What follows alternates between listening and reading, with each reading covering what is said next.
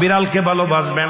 ও মুসলমান শুনে নাও, আল্লাহ নবীজি, ও মুসলমান শুনে নাও, দিলের কান্ডা লাগা শুনে নাও, পৃথিবীর মধ্যে মহামানব যারা আছে দুনিয়ার মধ্যে বিড়ালকে ভালোবেসেছে।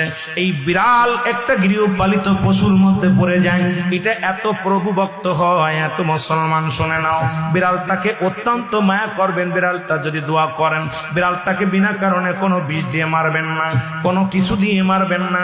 ও মুসলমান শুনে নাও, বিড়ালটাকে যত্ন করবেন। বিড়াল যদি অভিশাপ করে, বিলাই যেটা বলা হয়, অভিশাপ করলে সঙ্গে সঙ্গে আমার আল্লাহ কবুল করে নাই। বিড়ালের অভিশাপে মানুষ ফকির হয়ে যায়, বিড়ালের অভিশাপে মানুষগুলো ধ্বংস হয়ে যায়, বিড়ালের অভিশাপে দুনিয়ার সংসারের মধ্যে অশান্তি লেগে যায়। বিড়ালকে ভালোবাসলে, ও মুসলমান শুনে নেও, এই বিলাইকে ভালোবাসলে, বিলাই যদি দোয়া করে, বিলার দোয়ায় আল্লাহ দরবারে অনেক ফায়দা লুটতে পারবেন। জোরে জোরে চিল্লায় বলা যাবে না মারহাবা। এখনো নবী বিড়ালকে ভালোবাসতেন। এখনো মক্কা মদিনা অসংখ্য বিড়াল আছে যারা মদিনায় গেছেন হজ করতেন। আমাদের সভাপতি সাহেবও গেছেন। অসংখ্য বিড়াল গুলো দেখবেন মদিনার মনোয়ারায়, রাসূলুল্লাহর রওজার আশেপাশে, কাবা শরীফের আশেপাশে অসংখ্য বিড়াল। ধরে বলেন ঠিক কিনা? এত সুন্দর বিড়াল যারা মক্কা মদিনায় দেখে আসছেন তাদের কাছে জিগাইবেন বিড়াল আছে কিনা আছে।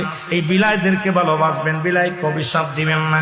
একবার এক মহিলা অমুসলমান রাসূলুল্লাহর কদমের মধ্যে একজন বিড়ালকে বিষপান করায় মেরে ফেললো। রাসূলুল্লাহ তখন সংসারের মধ্যে অশান্তি অমঙ্গল শুরু হলো।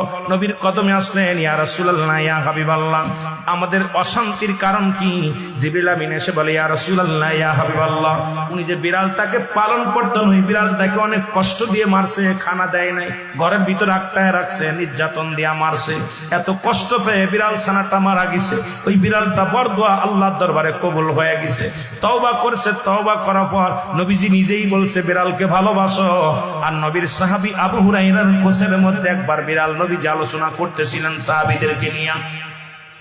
বিড়াল ছানার পিতা আবু হুরায়রা, আল্লাহু আকবার বলেন না। বিড়ালের পিতা হঠাৎ করে কোসের মধ্যে বিড়াল ডেকে উঠছে। নবীজি বললেন, এ আবু হুরায়রা। সবাই আশ্চর্য হয়ে গেলেন, এবার বিড়াল ছানার আব্বা কি ডাক। হঠাৎ করে আব্দুস শামস আব্দুর রহমানের কোসের ভিতর থেকে একটা বিড়াল বাইর হয়ে আসলেন। নবীজি আবু হুরায়রা নাম দেয়া পর উনি বললেন, ইয়া রাসূলুল্লাহ, ইয়া হাবিবাল্লাহ, আজ থেকে আমার সমস্ত নাম আমি অফ করে দিলাম। আমার নবী আজ থেকে বিড়ালের বাবা বলে আমারে ডাকছে, আমি বিড়ালের বাবা হই।